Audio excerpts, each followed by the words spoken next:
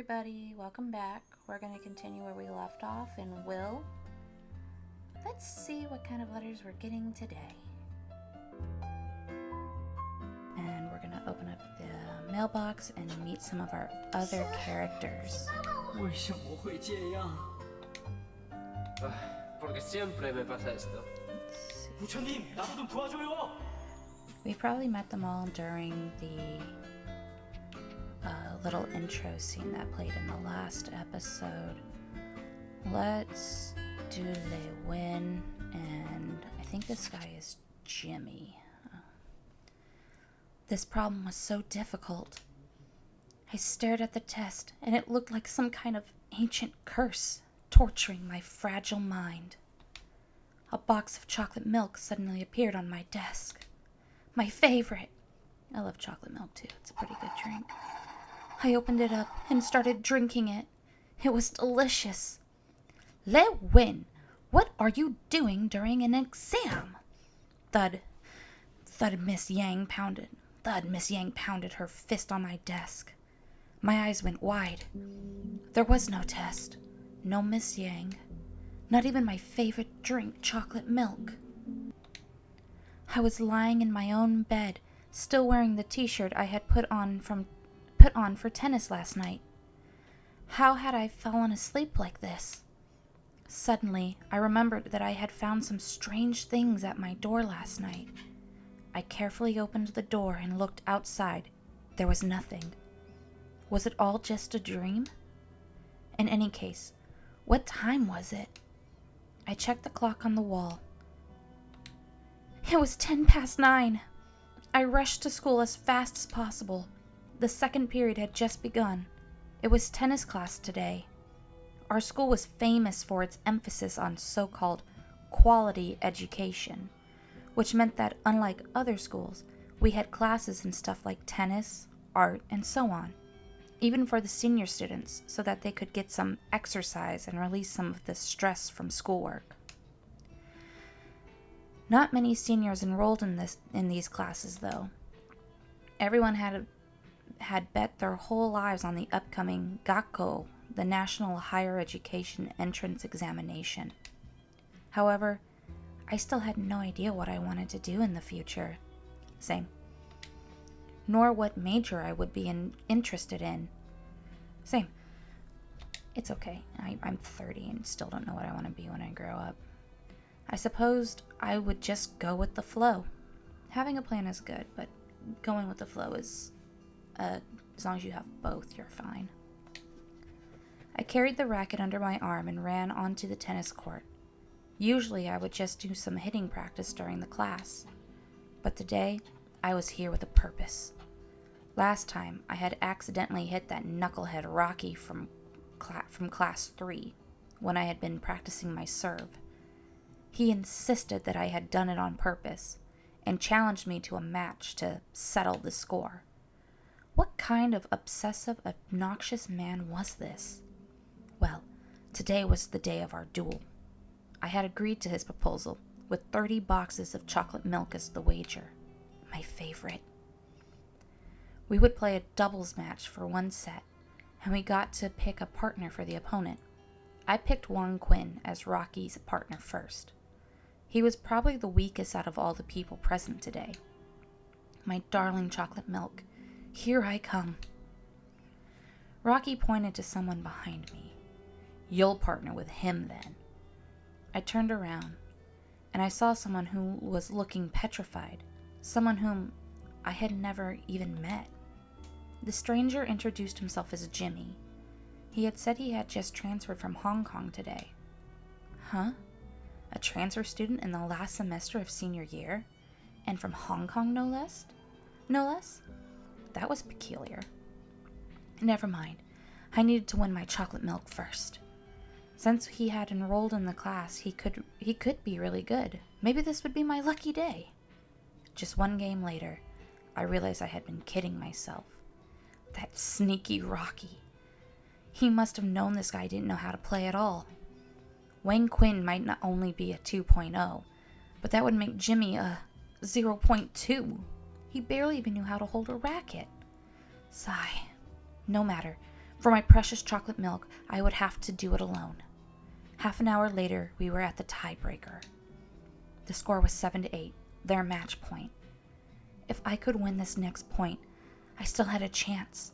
Otherwise, I would have to go buy the chocolate milk for myself at a 7-Eleven. I would have to go buy the chocolate milk myself at a 7-Eleven. I was standing on the right side at the back.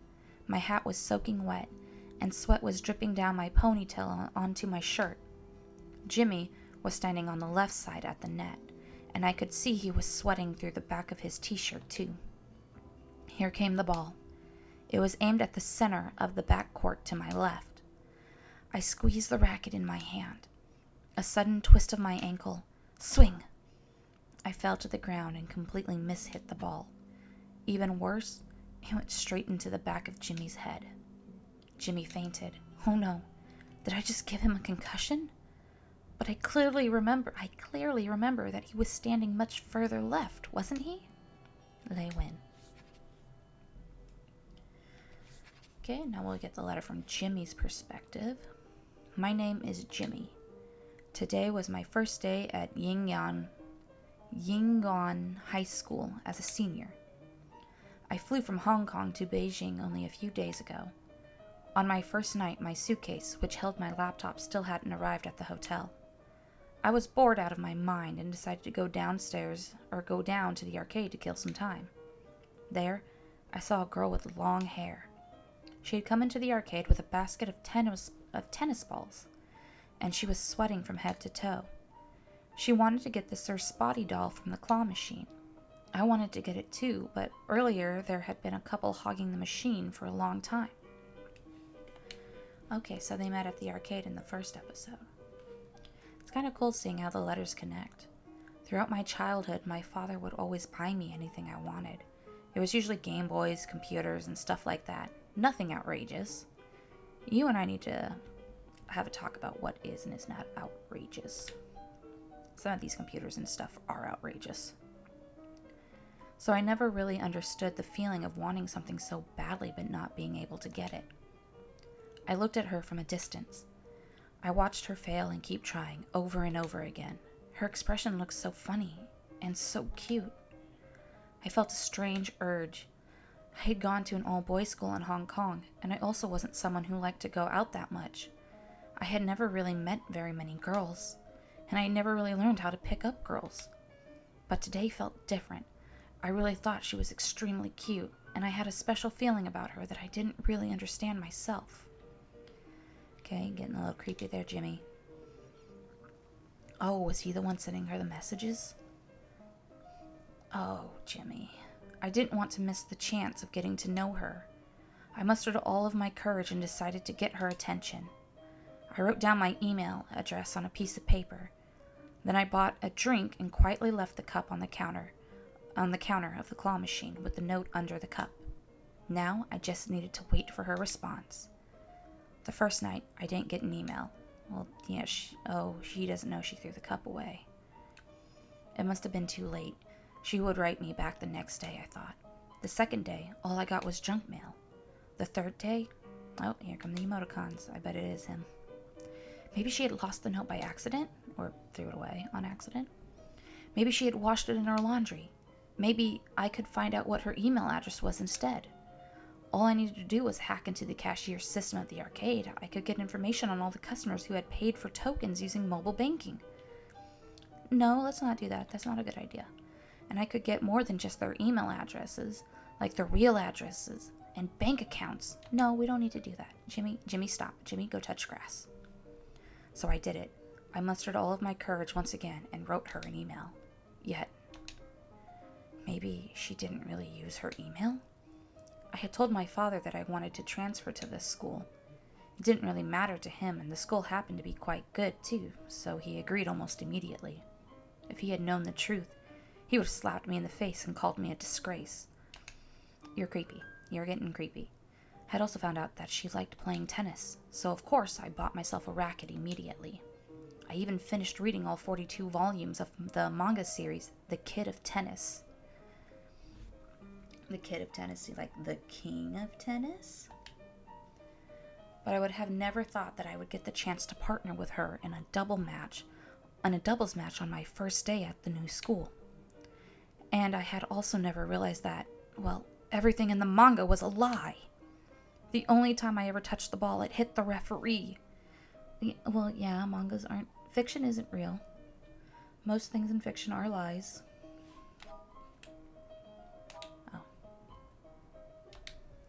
Oh crap, I sucked so bad. She must hate me now. We ended up in a tiebreaker for the match. I had read about this in the manga. Basically, it was a quick way to decide the winner when both sides had been evenly matched. If it wasn't for me, she would have already won easily. The ball was coming again. It was a fast one, and it was flying towards my right side. I was so nervous that my hand was shaking uncontrollably. I tried my best to hold the racket as steady as I could. I took a step to the right. I rushed forward. I took a step to the right almost out of instinct, but I still let the ball pass. Even if I tried to hit the ball, it would never go in. From behind me, I heard her hitting the ball. Good job! But before I could finish my thoughts, I felt a sudden shock of numbness and pain from the back of my head. I completely blacked out. I was in the infirmary when I woke up. It was already noon. I looked around. There was no one else in the room but the school nurse. Oh, Jimmy, what did you think was going to happen? Jimmy. Okay. So we need to do a lot more for Jimmy than not getting him hit in the head with a racket. So we'll give him a twisted ankle. We'll have her rush forward and take a step to the right, or swing. And then take a step to the right. Just anything to keep him from going to the right. Alright, looks like they're changing the futures. And we're going to return to the past. I took a swing at the ball, but I almost tripped. I had to take another step to stop myself from falling over. The tennis ball flew over the net, kissed the baseline, compressed, and bounced up. Then it was stuck in the wired fence around the court. Yay! Match point saved! Rocky was such a sneaky bastard. With Jimmy barely able to move, he was now aiming every ball at him. But Jimmy was able to get out of my way almost every time, even with a twisted ankle. We were coordinating surprisingly well. After a while, Wayne Quinn was left standing there too. The game had become a singles match between Rocky and me. Maybe Jimmy was a lucky charm, because we eventually won the game 15-13. What a great partner. I had won my chocolate milk. Hooray! I fell to the ground, and my ankle hurt like hell. Fortunately, we still won the point thanks to her. Now our opponents were hitting the ball towards me almost exclusively, but Li Wen was too good. And eventually, we won. More importantly, she ran over and high-fived me. I wasn't just daydreaming about this. She really did just give me a high five. He looks like he'd be an otaku. I guess it's understandable that he would be nervous around a girl, but to be that creepy. We're not mean. You guys can talk to us. Most girls are nice.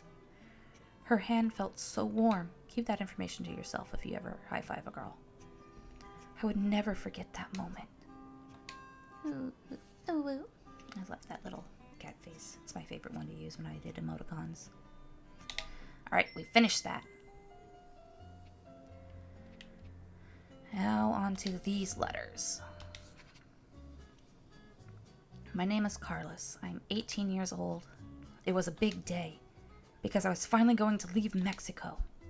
Uncle Depp, who had always helped out at the orphanage, and Auntie Benita, we're going to call her Benita, I'm pretty sure that's right, who was the matriarch of the orphanage, used to tell me that if I ever wanted to go to a foreign country, I would need to have a passport first, and then I would need a visa. Finally, I could go to the airport and buy a ticket. Then I could fly everywhere I wanted to go. I could fly wherever I wanted to go. I had gotten my passport, and apparently going to Hong Kong didn't require a visa. All I needed was a plane ticket. Uncle Depp and I had headed out early, before the sun even came out. He had been driving me through the mountains for 6 hours to get to the international airport. He then stuffed a couple of warm burritos wrapped up in paper into my backpack before I said goodbye. I didn't know when I would ever see him again. I already missed him. I walked into the airport and I couldn't help slowing down in admiration. The place was so big. No wonder the tickets were so expensive. I needed to ask someone to tell me where I could buy a ticket. I bumped into another man. The 3 boxes he was carrying all fell to the ground. I helped him pick up the boxes and stack them. I hoped nothing inside got broken. The man was wearing a pair of glasses with golden frames. He seemed like a nice person. He took the boxes out of my hand and was not mad at me at all. He just nodded and walked away. He really was nice. Even though there were signs in the airport, I couldn't read many of them. I walked around twice before I found the ticket counters. A ticket cost over 10,000 pesos, just like Uncle Depp had told me. I had all of my savings with me, including the money my parents and sister had left me, as well as what I had earned doing part-time jobs. It was only a little over 20,000 pesos altogether. However, something terrible had happened. I couldn't find my wallet. I clearly remember checking to make sure that I had it when I left. Maybe I had dropped it on Uncle Depp's car. I ran outside of the airport. I saw the man whom that I had bumped into earlier. He was still wandering around with those 3 boxes. Was he lost? But I didn't have time to worry about him. I had to go check and see if Uncle Depp had already left. I couldn't find him anywhere outside the airport. He probably had headed back. I had to walk towards the mountains along the road that we had arrived on. I had my backpack on, feeling awful. It wasn't a popular road, and it was already too late. There were no other cars in sight. I hoped that I could get a ride tomorrow morning. Lord, why was I so unlucky? What is Mexico? It's a big country in the west. West? To our west? Do we live in the east? No, of course not. We don't live in their world, so there is no east or west to anywhere. The earth is a round planet, so east or west is all relative. Relative? You're not making any sense. Do you mean that the Mexican people would say that their own country is in the west too? Now she's confusing me too. Oh, by the way, the writers of the earlier letters, are they from China? I always feel a strange sense of closeness when I think of China. Mexico feels more distant to me. Why is that? I guess more people write to us from China, maybe. I hear that Chinese people are all over the earth. There are a lot of them in every country. Really? So is this letter written in Chinese too, as well as the earlier ones? Because they all look the same to me. Oh no, this is our language. In fact, the people who wrote to us come from many different countries, and they would use different languages. But once we receive them, they are all automatically translated into a language that we can understand. Oh wow, Pink and God is so convenient. Carlos. Okay, now we'll get to the next letter. My name is Cheng Guangming, and I recently graduated from the Korean Police Academy. I'm 23 years old. Here's my first day reporting to the Busan Police Precinct. I hadn't realized that I had overslept until my Sir Spotty alarm clock had gone off for the 10th time. I get it, I usually have like 5 alarms that go off. I jumped out of bed, slipped into my pants and shirt, and rushed out of the door with my coat in my hand. I even knocked over my neighbor's flowers by accident. Sorry, I'll clean it up later. I'm running late. Still, I was 45 minutes late when I finally got to the station. The captain was sitting behind the desk. He squeezed a "kids these days" out of his mouth. Then he seemed to lose any energy or interest to even speak to me. Then I was transferred to the archives. How could I have overslept on my first day? Please, Buddha, please help me fix this. Please, please. Becoming a member of the Criminal Investigation Department has been my dream since childhood. I don't want to go to the archives. What is in criminal investigation? And is it that much better than archives? Well, criminal investigation is the place where the police try to solve cases and catch bad guys. But you can't completely disregard the archives either. Cheng Guingen. Alright. Oh, this one looks pretty easy. So I guess that man with the boxes might have been a pickpocket and took his wallet.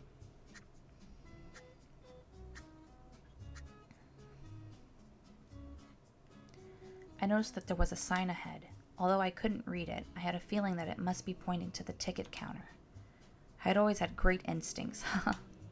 A ticket cost over 10,000 pesos, just like Uncle Depp had told me.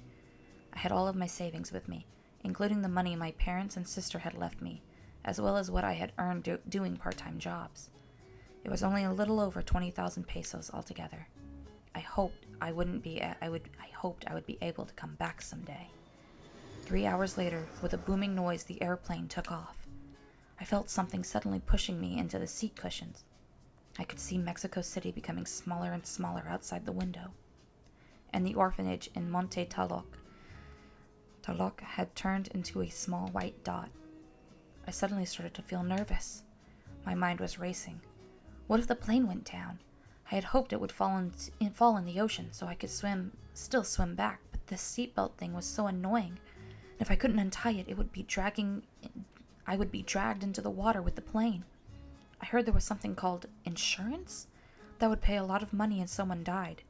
I should get that, and maybe it would be enough for Alicia to buy a new house in Mexico City. Just when my brain was spinning with all of these questions, a beautiful lady asked if I would like some water. Oh, no. I checked my wallet again. There was only a little over 10,000 pesos left. From now on, I must be careful about spending every single one of them. I heard everything was really expensive in Hong Kong. I must save up before I find Alicia. Alicia, sister, I'm coming to find you. The Lord will bless us. I heard the voice of a woman screaming in the crowd. Stop him! He's got my purse! I looked down, and the man I had bumped into was holding a woman's purse. He actually tried to push me away. As a policeman defending justice, how could I let a criminal escape the judgment of the law? I grabbed his collar. Take this! I took the bastard to the police station. I ended up late, of course, but the captain let me off the hook for stopping the robber. Captain Guang glanced at the blood stains on my shirt, gave a faint smile, and asked me why I wanted to become a police officer. I stood up straight, put my hands behind my back, held my head high, and replied firmly, "To defend justice!" The captain scratched his balding head and smiled. Go and report to Unit 4. What? Unit 4? I felt my heart start to sink. I had heard so many rumors about Unit 4, even when I was still in the police academy. Alright, so we got those.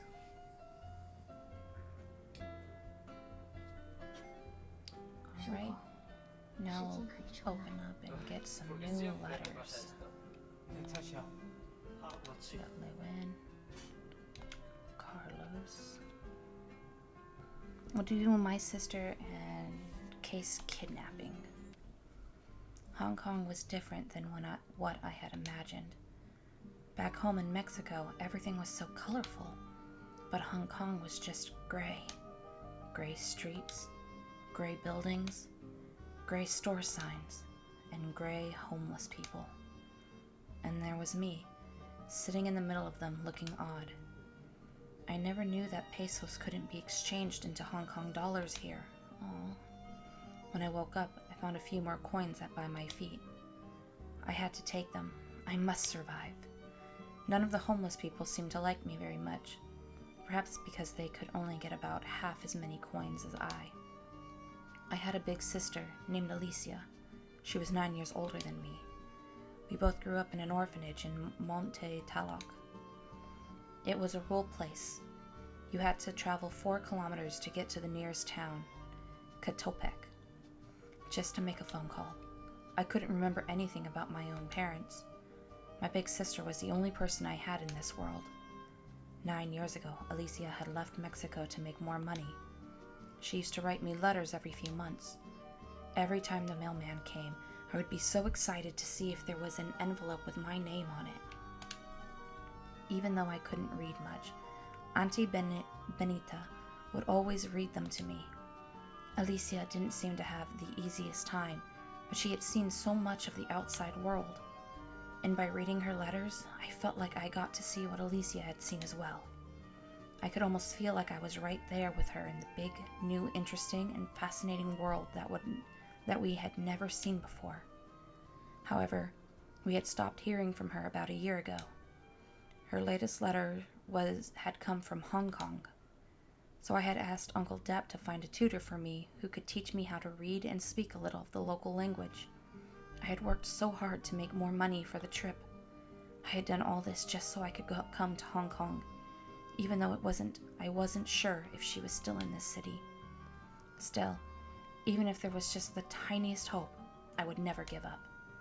I knew I had to find my sister and make sure that she was okay. I had arrived at Pitt Street. Pitt Street had been on the postmark of Alicia's last letter.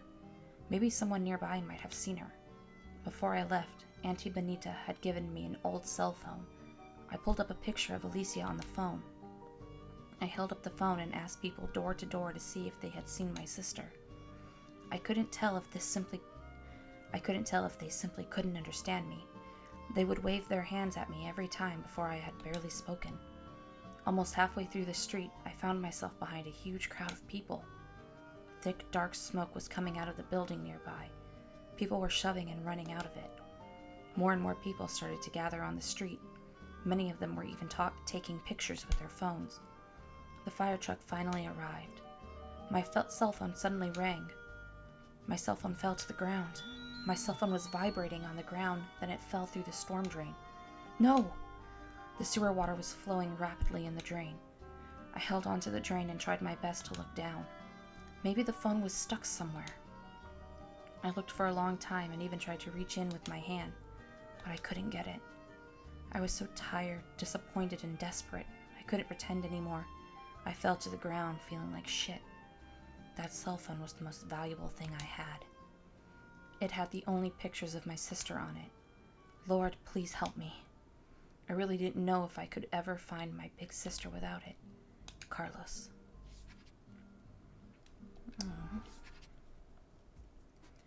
The officer wing of Criminal Investigation Unit 4 looked like a small warehouse that hadn't been organized in forever. It was crowded and messy in the first place. Then, almost every desk had stacks of files that were at least 20 centimeters tall, as well as all kinds of evidence and other random items. I stood up straight and gave a salute. Cheng Guan Min, reporting for duty at Unit 4. There were only 2 other people there besides me. One of them was wiping down his rifle. He looked at me with a strange, examining look on his face. The other had dark circles around his eyes, which made him look like he hadn't slept for days. He was looking over some files. Judging from his seat, this must be the infamous lieutenant of Unit 4, Kang Bakya. Lieutenant Kang gave me a glance with a half-smoked cigarette in his mouth. Then he mumbled, "You, over there." I followed the direction of his look and saw the desk that he seemed to be referring to. Many old bags from McDonald's were stacked on top of it, all filled with leftovers and trash. It was also directly opposite the bathroom, facing it. Ew.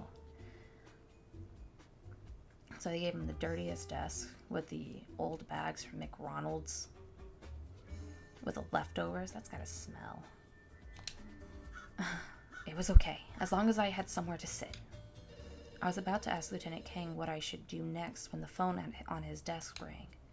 He took the call, put down the phone, and announced to us that there was a gang-related hostage situation 2 blocks from the station. I never thought my opportunity to defend justice would arrive so soon. Lieutenant Kang put out his cigarette in an ashtray and stood up. I followed him. He grabbed his coat and asked, "Hey, new guy, have you got your gun?" "My gun?" "No, not yet." "Then where do you think you're going?" "Stay by the phone. Take notes if anything comes up. Don't speak too much." I can still help without a gun. As a policeman, I swore to defend justice, to prevent all offenses against people and property. Justice? Lieutenant Kang burst into laughter before I could finish my sentence. "You think justice is going to block a bullet from hitting you? Well, kid, I've seen plenty of idiots like you in my unit. There is only one rule you need to remember at all times, which is to follow the orders." That wasn't what I had meant at all. I was just trying to help. First day on the job, and I was already having such a misunderstanding with my lieutenant. But before I could explain myself, Lieutenant Kang continued, "If you have a problem with staying by the phone, you can just go home, and don't bother coming back tomorrow either. I'll let the old man know." After they left, I sat down at my seat opposite the bathroom. As my nose was catching glimpses of the faint smell, I let out a defeated sigh. When I had been in the police academy, people would always have an understanding smile on their face whenever Unit 4 was brought up. Everyone had heard all sorts of rumors about this place. Lieutenant Kang was the infamous dictator of the Criminal Investigation Department. Everyone must follow his orders without question. He had a peculiar personality, and he was extremely rough, even cruel with the criminals. Besides, Lieutenant Kang was a lot younger than the other unit's lieutenants. Therefore, many people speculated that Lieutenant Kang had only gotten his position because of nepotism. As a result, no rookies ever wanted to join Unit 4. As for the unit that everyone dreamt of getting into, that would have to be Unit 1. Unit 1 had over 30 officers, and was widely considered to be the best unit in the department. Yet, here I was, assigned to Unit 4. I was sulking when the phone rang. There was another hostage case in Wapyeongdong. Since no one in Unit 4 was available, I suppose this was my time to shine. I hurried to the scene in 10 minutes. It was a 10-story apartment building. I could vaguely see 2 people on the ledge of the rooftop. People told me that they were a married couple. The husband had borrowed too much money from loan sharks and couldn't pay them back. That was why he wanted to jump off the building, and he had forced his wife up there with him. Well, let's see how I, Chung Guan-ming, would brilliantly solve this case. One of his feet was already at the edge of the ledge. He was holding a knife against the frightened wife's neck. I walked over there. "Stop! I'm telling you to stop!" He got riled up, and his right foot missed the ledge. He fell over the edge and dragged his wife with him. "Wait, no!" Before I even had a chance to talk him down, both of them disappeared out of my sight. It was a terrible scene at the bottom of the building. Even though I was 10 floors above the ground, I felt like I could still smell the blood. It almost made me sick. I stood there in shock for the first time. I finally recognized what it felt like to be a real policeman. Oh, God. What the hell have I done? Could I be any more stupid? Please, Buddha. Please let me have another chance. Please. Huang Yong-min. Alright. Let's see how we can fix this.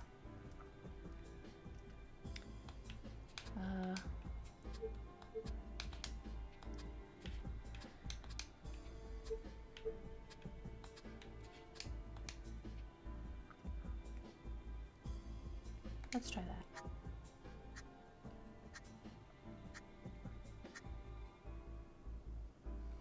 Who the hell would be calling me at this godforsaken moment?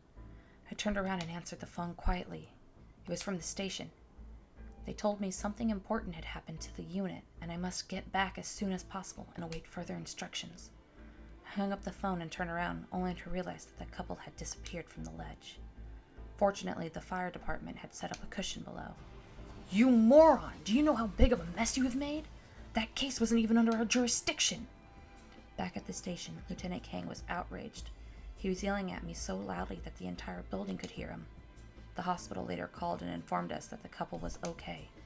However, the wife had been 4 months pregnant, and they couldn't save the baby. I was suspended due to the serious consequences caused by my reckless, unauthorized actions. Someone quickly ran past me and bumped into my arm. My phone was knocked out of my hand. It stopped at another man's feet. The fire trucks hadn't arrived yet. However, this man in a black trench coat seemed to have summoned a lot of people to help put out the fire. He picked up my phone with his left hand and saw my sister's picture. Then he asked me in English what my relationship was with her.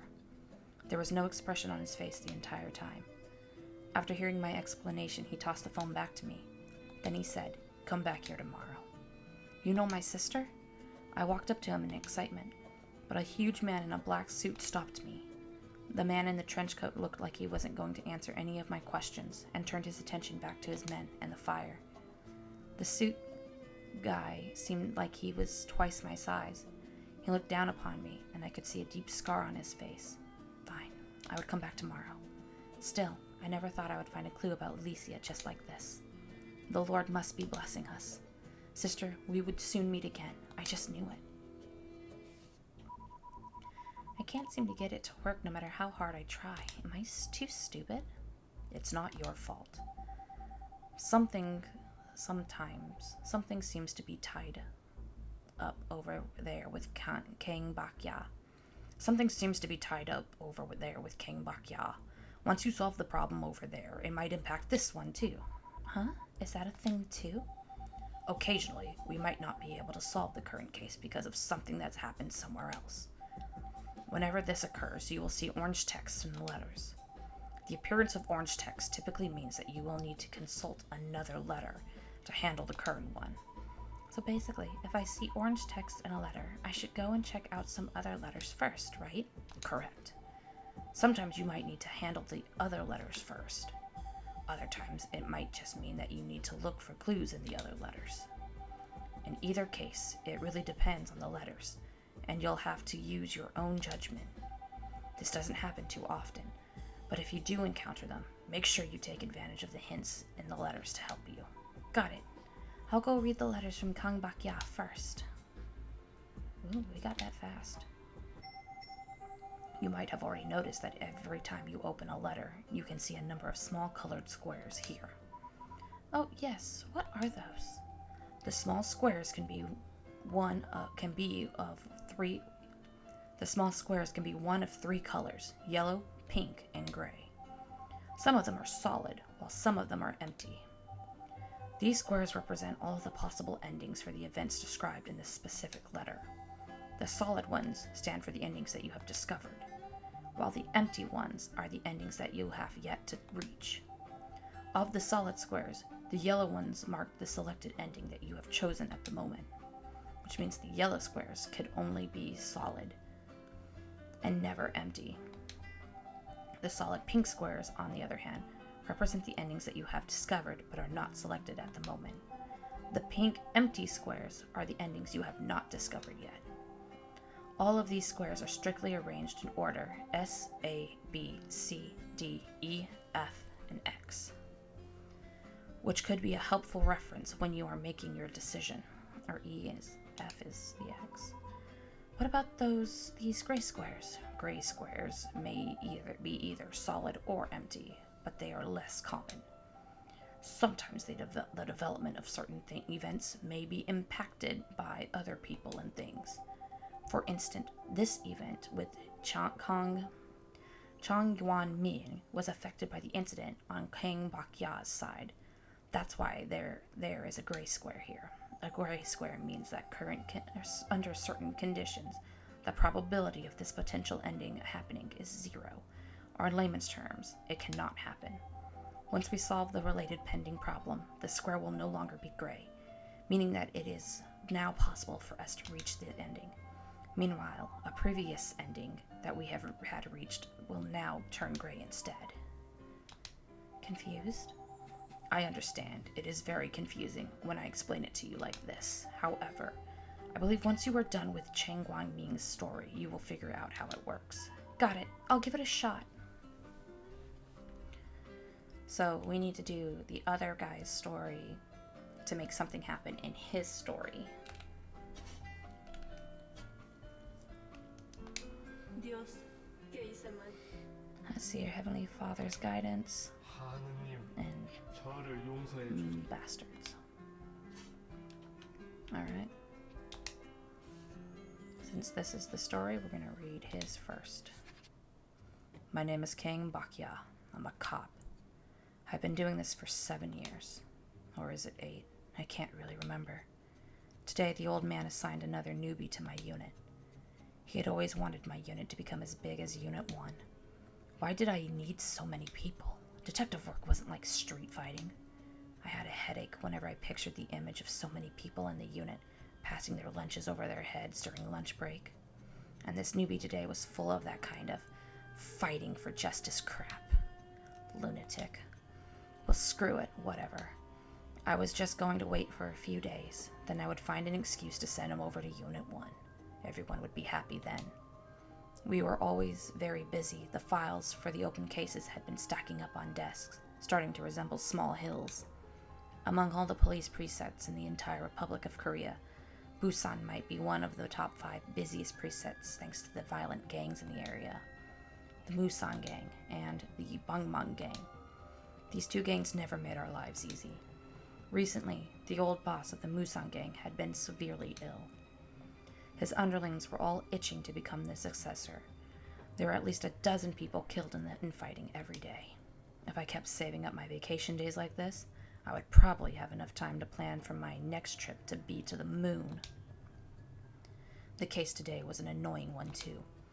It was a hostage case, but the kidnapper and the hostage belonged to the same gang. It was a so-called family matter.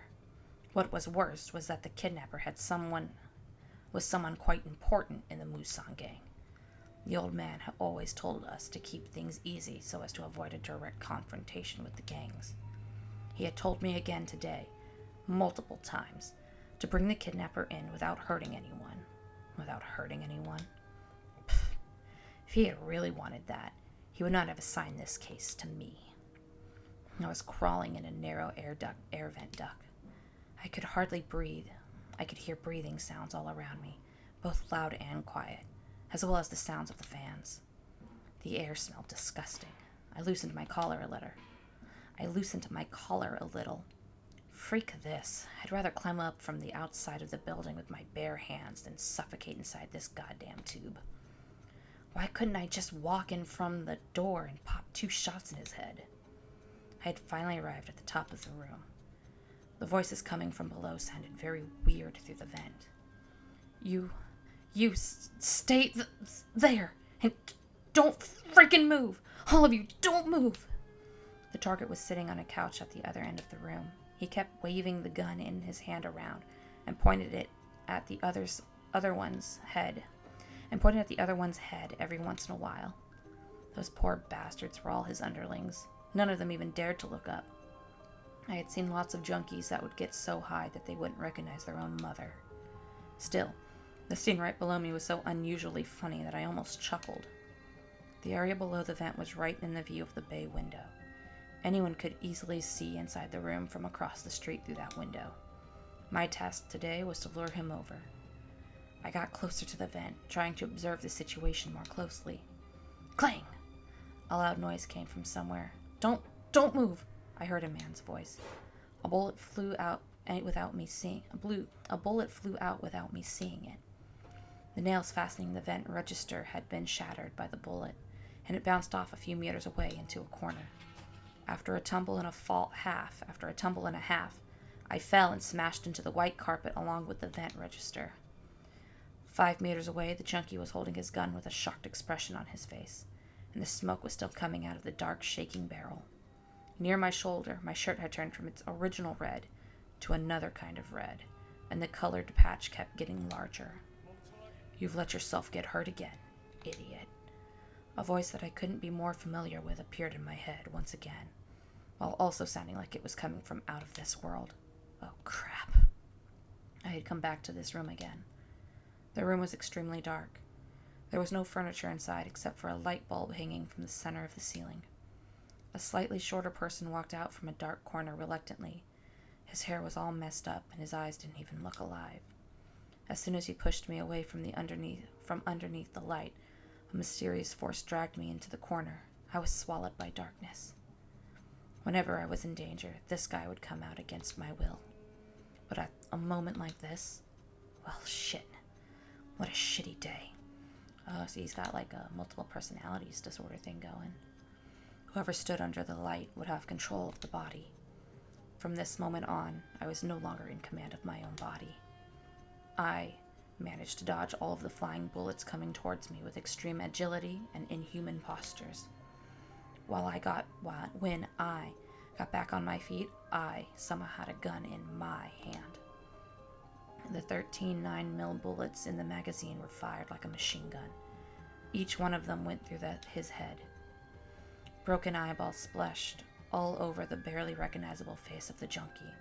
Everything was a terrible mess. The junkie had collapsed to the floor like a pile of mud, but now The gun was aimed at his henchmen that were still all tied up. Things were taking an ugly turn. One bullet, one life, no waste. But I hesitated when the gun pointed at a muscular guy with a tattoo head.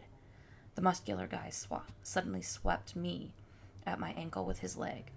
I lost my balance, knocked my head onto a short table, and passed out. When I woke up, I was lying in the hospital with tubes coming out all over my body. Min Jun was sitting next to me, sound asleep. 8 deaths. As per usual, I had to write 1,000 words for each death in the report, which meant I needed to write 8,000 words. Moreover, the target this time was not just a regular punk. His father was the leader of the Gungmung group, within the Musang gang Choi Yo Han.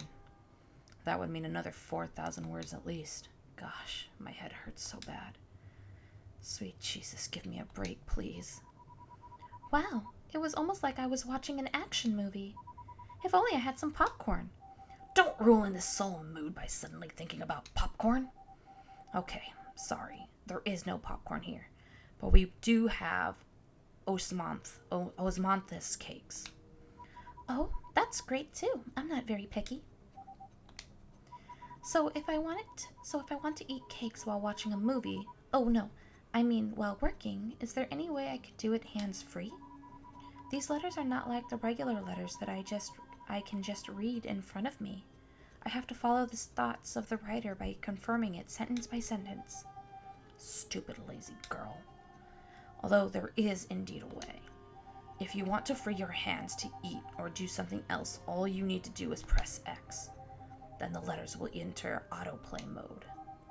Furthermore, if you want to read it faster while you are not eating, you can activate the skip text option in the options. Afterwards, every button press will reveal an entire line of text immediately.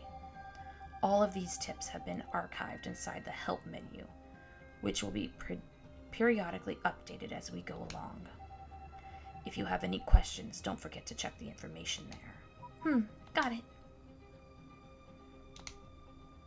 So, Kang Bakya. Okay. One more letter. My name is Alicia. I'm 18 years old. Oh, I bet this is Carlos's sister. We found her. I was born and raised in Mexico. Yep. I have a little brother named Carlos, who is 9 years younger than me. Yep, we found her. He is the only family I have left. We're both orphans. The orphanage was so poor that they couldn't afford to send us to school. I had to come out and make some money so that I could keep my brother in school. If I could make enough money, I thought that maybe we could eventually move out of the orphanage and start a new life, just the two of us. I heard that America was a place full of chances for everyone. That was where I should go. A travel agency inside Mexico City had told me that crossing the desert, stowing away on a train, or getting across the Rio Bravo were all very risky and dangerous. Therefore, they had established a route via the ocean. Even though it would be slightly more expensive, it was guaranteed to be safe, and everyone who had taken this route had got into America. I wonder if it's coyotes. They might be coyotes disguised as a travel agency. I spent the money I had saved for months and bought myself a ship ticket. There were several other young girls with me on the ship. We were locked inside a small room and were not allowed to go out. At first we thought that it was just so that people wouldn't find us being smuggled across the border. But it had taken so long. We must have arrived by now. Half a month had passed and we were still at sea. We were finally certain that we had been conned. After about a month, the ship finally arrived at a port. We were then moved to a building near the port where guards watched us. Where were we now? Which country was this? Where were we going to be sold? As slaves? Or prostitutes? I crouched in the corner with my mind running wild. Every once in a while a guard would come in and take a sobbing girl out. There were fewer and fewer people left in the room. Finally, there was only me and one other girl named Julie left. Julie suddenly stood up and tried to hit the guard at the door facing us. She was holding a rock in her hand, but she didn't succeed. The rock fell to the ground, and her arm was grabbed so tightly by the guard that it looked like it was about to snap. It looked like it was about to snap. She looked at me with a pleading look in her eyes. I really wanted to help her. I didn't want to be sold either. I was too scared. The guard had a gun. Everyone outside had a gun. Julie lowered her head. When she lifted it back up, the guard was screaming like a pig being slaughtered. Half of his missing ear was in Julie's mouth. Then I heard a few gunshots. Along with the low cursing. Julie fell down and stopped moving. Her eyes were open so wide, as if she had just come out of a nightmare. The injured guard slammed the door angrily, with one hand covering his ear. Soon another person came in. This one seemed to be nicer. He had half a bottle of beer with him. He sat down at the door, looked at me, and then looked at Julie, who was lying in her own blood. He didn't seem to care about what had happened at all. An hour later, his bottle was empty, and he had fallen asleep in the chair. I wouldn't call him nicer, maybe nicer to look at, but this seemed to be nicer. It was pretty late. Maybe I wouldn't be taken away until tomorrow. I looked at Julie again and remembered what she had told me there on the ocean. I want to become a singer in America. I want to be a star. She wasn't bragging. She had a really beautiful voice. She had also said, I know if I do my best, my dream will come true. I would never forget the look on her face when she said it. Her eyes had been filled with hope and anticipation for the future. I was very jealous of how lively and full of joy Julie was. The guard turned a little in his chair, and his gun dropped from his waist, sliding towards my feet. Was it a hint from the Lord? I reached out for the gun, but I jerked my hand back like I had been shocked when I touched it. No. I couldn't. What if I ended up like Julie? I held the cross tight in front of my chest and started praying. Oh, Heavenly Father, Jesus said, ask and you shall receive. We trust that you know what our true needs are. You recognize what our true feelings are. You understand what situations we are in. Now we shall ask for what our hearts truly desire. Oh God, give heed to my prayer. Show us your mercy. Amen. 5 minutes passed. 10 minutes passed. 30 minutes passed. The guard began snoring. The gun was right next to my hand. Maybe this really had been a hint from the Lord. I finally picked up the gun in hesitation. It felt so heavy in my hand. Mom, Dad, please bless me. Carlos, please bless me.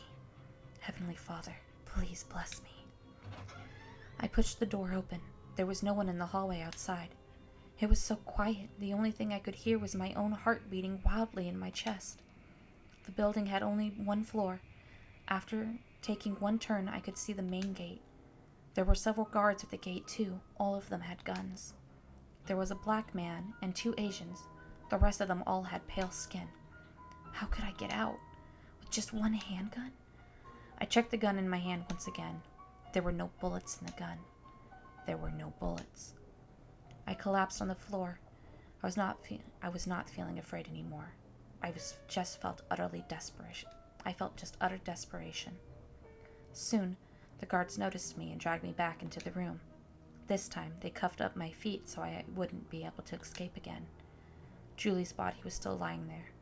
Flies began hovering around her face, but they didn't seem to have any intention to clean up the scene. Would I end up like Julie? Was this my final destiny? Heavenly Father, please answer me. Alicia. Okay, so now that we have both of the letters, we gotta see here. I feel like if we do that,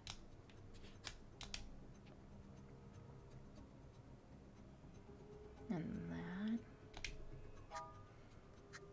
Okay, we're gonna go return to the past. I accidentally knocked down a ladder that had been put against the wall. The guard in the room woke up. He stumbled into the hallway, still quite sleepy. I suddenly had an idea. Hands up! Don't make a sound or I'll shoot. I pointed the gun at his head. He held his hands up high and began sweating. Walk to the gate slowly. Do not speak to them. Do not lower your hands. Do not turn around. I pressed the gun against the back of his head, and we walked slowly towards the gate. My palms were completely wet with sweat.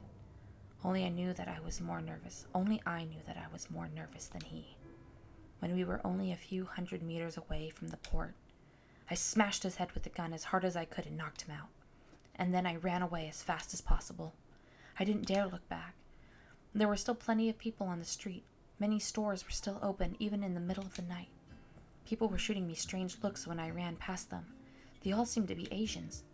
But I didn't dare stop and talk to them. Julie had been right about one thing. Dreams did come true when you did your best. I didn't know how long I had run, but I couldn't take even one more step. I collapsed into a bunch of paper boxes stacked at the corner of an alley. The bullet hit the vent register. Then it happened to deflect and hit my shoulder. What a wonderful day for me. Blood was streaming down my arm and dripping onto the vent. Then it dropped onto the carpet of the room below. Wait, what is this? The target steps were getting closer. Then he stopped. I didn't need to look. The bastard must be standing right beneath the vent. Soon he would lift his head, look up, and notice me. There was the sound of the window glass shattering. Then it was the sound of flesh being destroyed.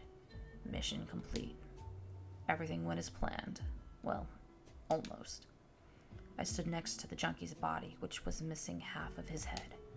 Oh shit. He was supposed to just lose a leg or something.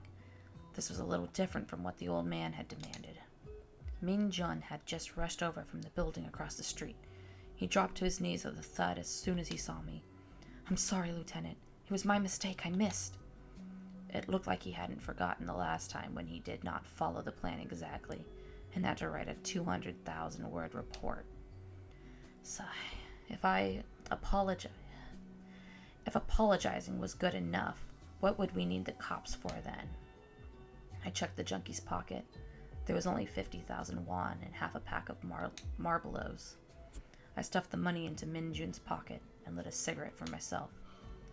Well, Choi Du-sung, which was the name of the junkie, was just trash in this society, and he deserved to die.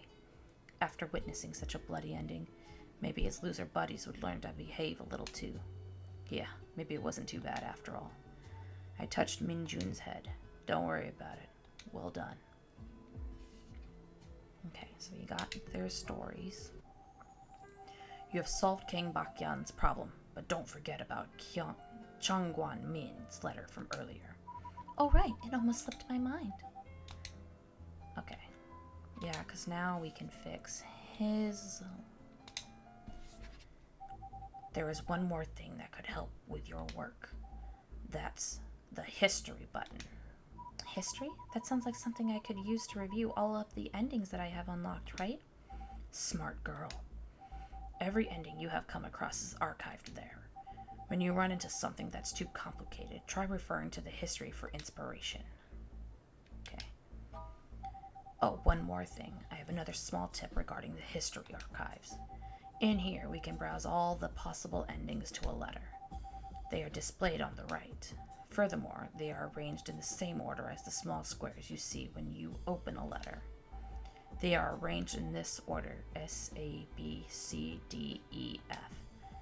The ending with one small I is the one you are currently viewing. I see. I think this could help with my deductions too, when the number of endings increases. Exactly. As for how you want to use it, that's totally up to you.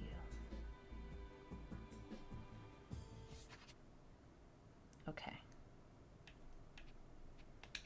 So his S ending is, I walked over there, my cell phone fell to the ground. So we won't get this ending anymore, but if we use the same, we'll get a different ending if we use those prompts.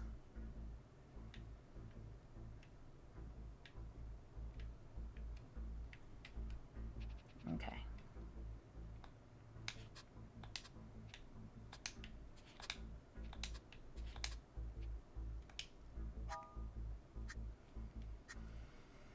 Let's try it. Who the hell would be calling me at this godforsaken moment? I turned around and answered the phone quietly. It was Lieutenant Kang. Lieutenant briefly asked me about the situation and told me to hand the phone over to the husband. It was the Bungman group. What? Is it true? Oh my, that's wonderful. Thank you. He hung up the phone, dropped the knife, and hugged his wife, sobbing uncontrollably. Sue, it's all okay now. We can have our lives back. I'm sorry. I'm really sorry. It was all my fault. What just happened? I took my phone back from the man, confused. A strong gust of wind blew past us, and the man lost his balance. I quickly reacted, took a big step forward, and grabbed him, trying to pull him back, but I was pulled over instead. We fell off the ledge together. The world was spinning. It was 10 floors off the ground. No one would survive if we hit the ground.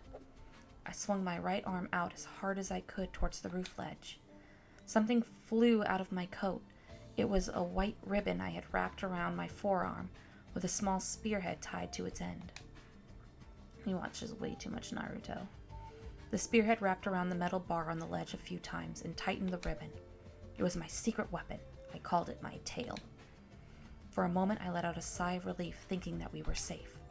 But the bar couldn't hold our weight and began to bend. I tightened my left fist and grabbed the man's shirt harder.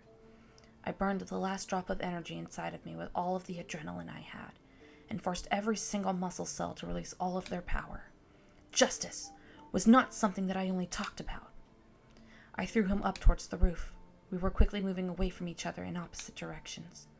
The metal bar finally gave out, and it was torn away from the concrete on the ledge. I began falling with it.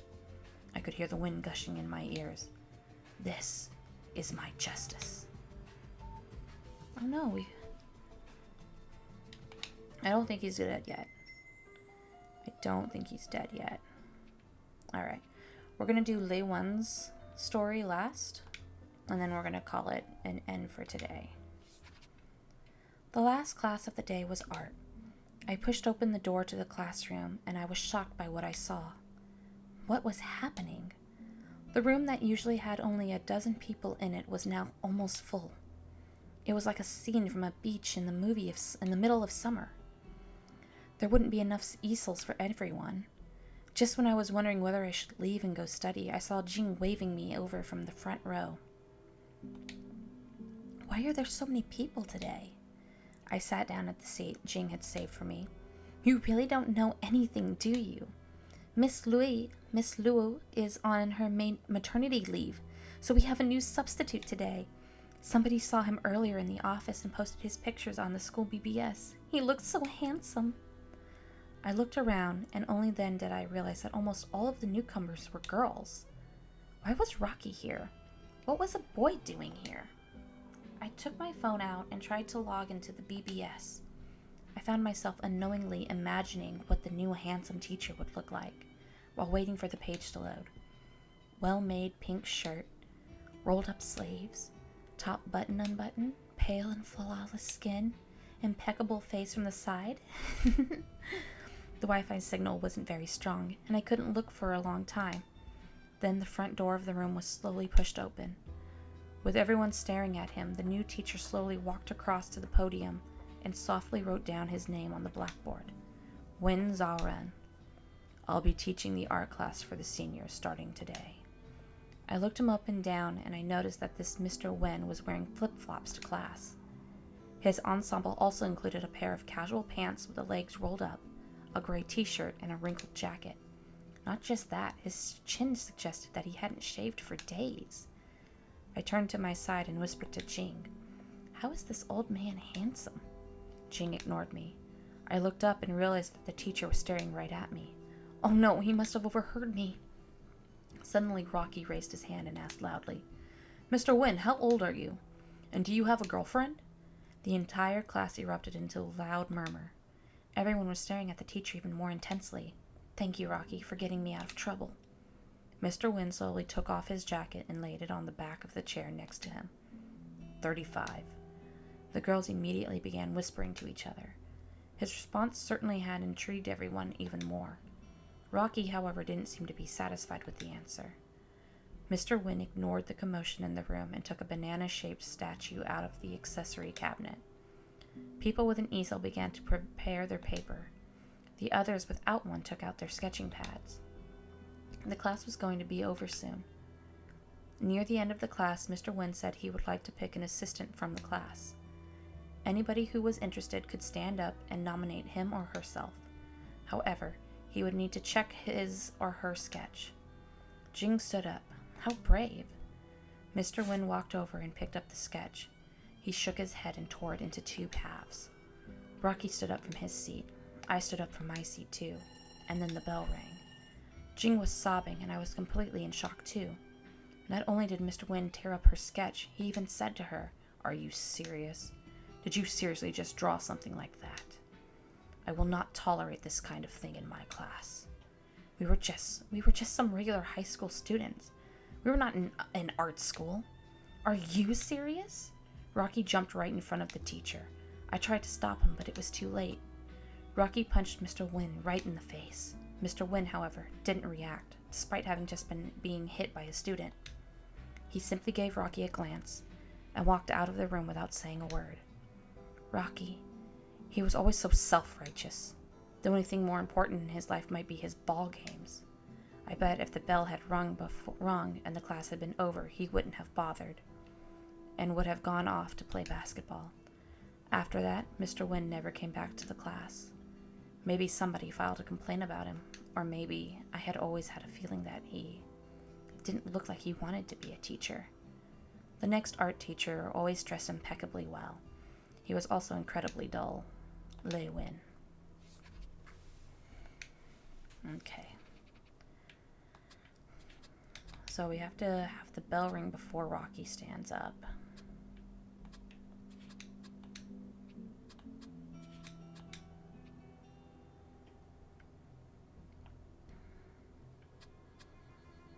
Let's see, if the bell rings and he rips it, would Rocky still leave? Let's see.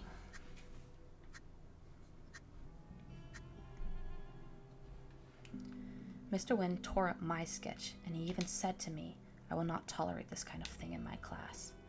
Jing was frightened and sat back down. I was in complete shock, and my nose started to feel stuffy. Was that really necessary?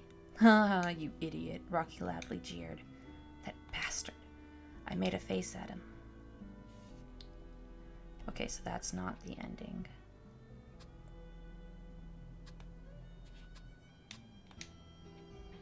Maybe he rips it up. Let's see.